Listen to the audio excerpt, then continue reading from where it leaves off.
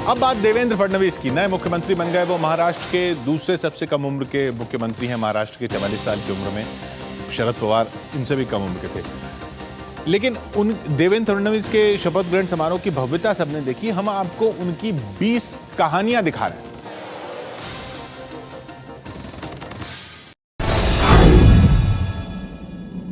मी देवेंद्र गंगाधरराव फडणवीस ईश्वर साक्ष शपथ घेतो की ये तस्वीरें अब इतिहास का हिस्सा बन गई हैं। बीजेपी के पहले नेता के तौर पर देवेंद्र फडणवीस ने मुख्यमंत्री पद की शपथ ली। इस मौके पर पीएम नरेंद्र मोदी भी मौजूद थे। देवेंद्र महाराष्ट्र के दूसरे सबसे कम उम्र के सीएम हैं। महाराष्ट्र के सबसे कम उम्र के सीएम का रिकॉर्ड शरद पवार के पास है।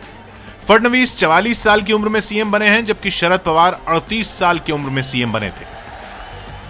विदर्भ असेल, मराठवाडा असेल, काही उत्तर महाराष्ट्राचा भाग आहे, या मागास भागामध्ये जो विकासाचा असमतोल आहे तो दूर करणं ही प्राथमिकता आमची असणार आहे। त्या संदर्भात आम्ही काम करू।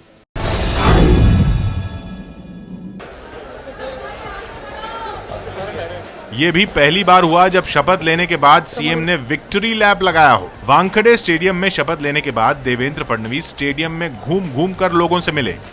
लोगों में देवेंद्र फडणवीस के साथ सेल्फी खिंचाने का खासा क्रेज दिखाई दिया।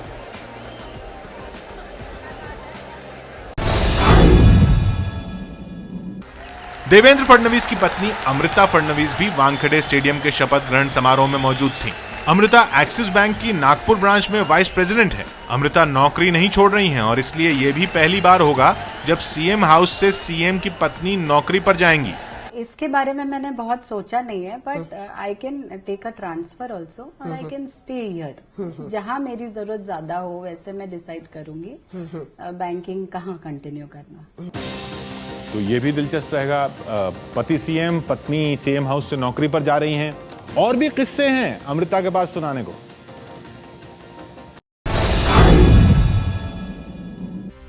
अमृता से देवेंद्र की शादी साल 2006 में हुई थी। अमृता बताती हैं कि ये शादी अरेंज्ड मैरिज थी, लेकिन उन्हें पहली बार में ही देवेंद्र पसंद आ गए थे।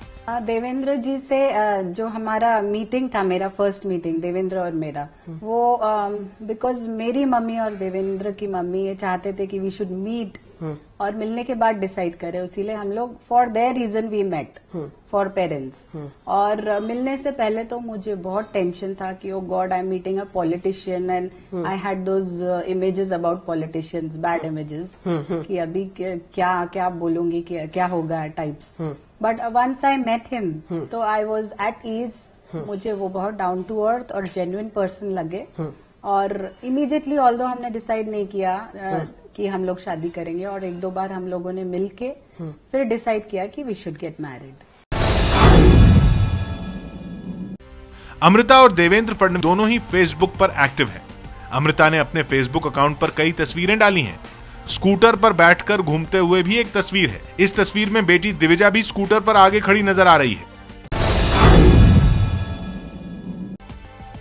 अमृता बताती हैं कि देवेंद्र को गानों का काफी शौक है, लेकिन दिलचस्प बात यह है कि देवेंद्र को बोल तो याद रहते हैं लेकिन धुनें याद नहीं रहती।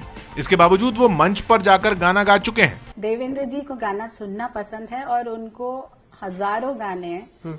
उसका लिरिक्स एकदम पाठ बोलते हैं वैसा है। Everything he has in mind. और ट्यून्स उनको याद नहीं रहती। ऑन द अदर हैंड मुझे ट्यून्स बहुत अच्छे से याद रहती है, मुझे शब्द याद नहीं रहते। तो that ways it is a good समन्वय kind.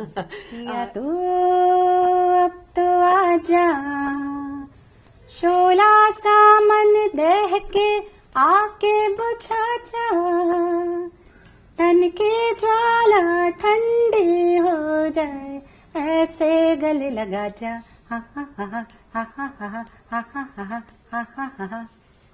And then he says, Monica, my darling.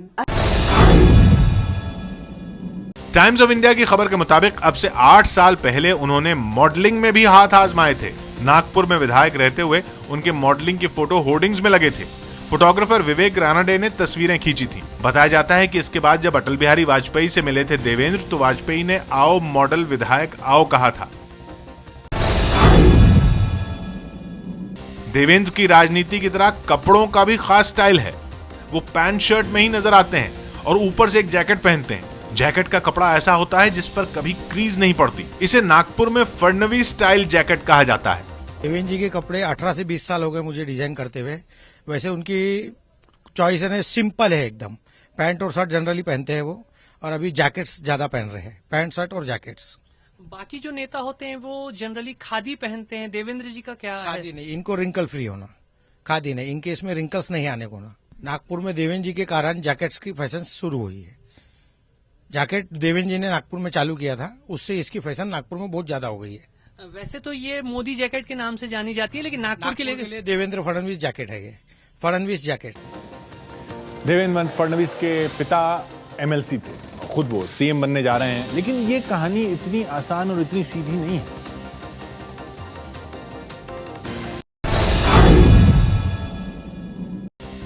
Fadnavis Nagpur से लगातार 4 बार विधायक का चुनाव जीते हैं। 1999 से वो लगातार चुने जा रहे हैं। पिता जनसंघ में रहे थे, लेकिन देवेंद्र ने 17 साल की उम्र में उन्हें खो दिया था। पारिवारिक पृष्ठभूमि ने उनकी काफी मदद की। कांग्रेस वालों को खत्म करने के लिए पूरी जिंदगी मेरी गई। वो अपनी आंखों से बचपन से देखता था।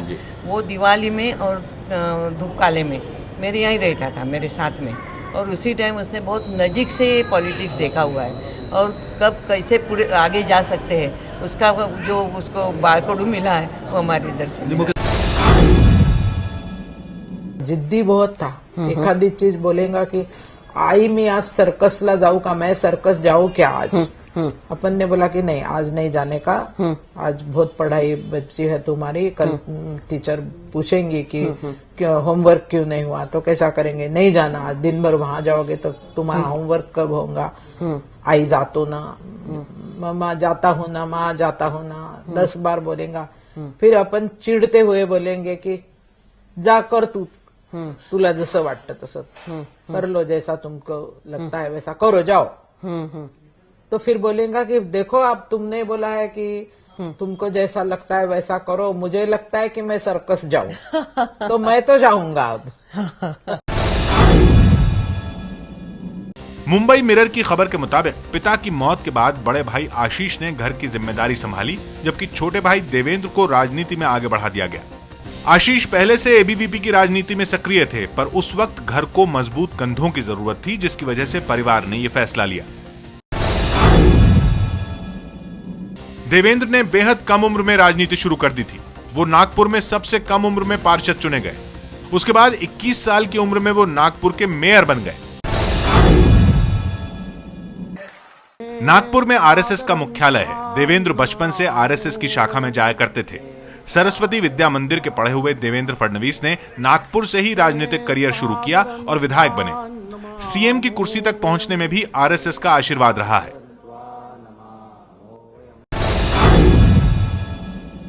चुनाव प्रचार के दौरान नरेंद्र मोदी खुद देवेंद्र फडणवीस की तारीफ कर चुके हैं। नागपुर का नौजवान साथी, आपने महाराष्ट्र को एक बहुत बड़ी भेंट सौगात दी है। नागपुर के लोगों ने महाराष्ट्र को बहुत बड़ी भेंट सौगात दी है। वो भेंट सौगात का नाम है देवेंद्र फडणवीस।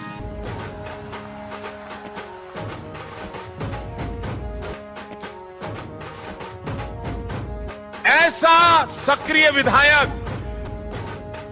एक जनप्रतिनिधि की सक्रियता क्या होती है। नितिन गडकरी को देवेंद्र फडणवीस के पिता गंगाधर फडणवीस राजनीति में लाए, जबकि गडकरी ने देवेंद्र को आगे बढ़ाया।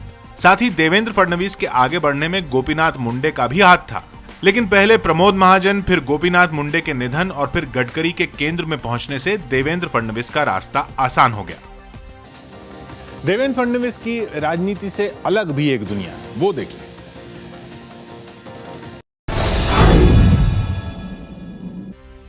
देवेंद्र फडणवीस की वेबसाइट पर दावा किया गया है कि देवेंद्र फडणवीस अब तक 5 किताबें लिख चुके हैं। हालांकि इनमें 2 किताबों में विधानसभा में पूछे गए सवालों और न्यूज़पेपर में आई खबरों का संग्रह है।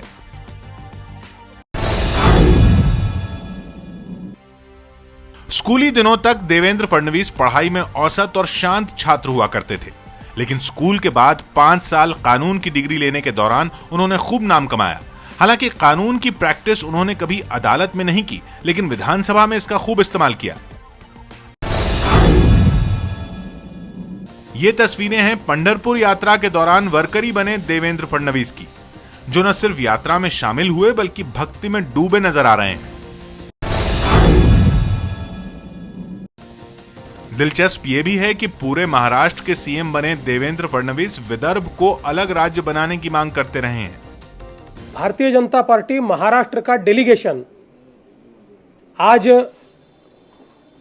माननीय भारतीय जनता पार्टी के अध्यक्ष राजनाथ सिंह जी, माननीय नितिन जी गडकरी, सुषमा जी स्वराज, अरुण जी जेटली, रविशंकर प्रसाद जी और गोपीनाथराव मुंडे जी, इनको मिला और हमने उनको एक मेमोरेंडम देकर ये मांग की है कि जिस समय तेलंगाना का बिल सदन में आएगा उस समय भारतीय जनता पार्टी ने उसको विदर्भ का भी अमेंडमेंट देना चाहिए और विदर्भ के साथ उस बिल को मान्य करना चाहिए।